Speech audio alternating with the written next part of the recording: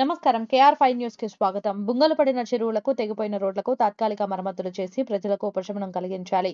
మెదక్ జిల్లా కలెక్టర్ రాహుల్ రాజ్ స్థానిక హవేలీ గన్పూర్ మండలంలోని ముతాయికోట, లింసాంపల్లి జిల్లా కలెక్టర్ రాహుల్ రాజ్ వర్షంతో కొట్టుకుపోయిన రోడ్లను, తెగిపోయిన చెరువులను, చెరువుకు పడిన బుంగలను పరిశీలించారు.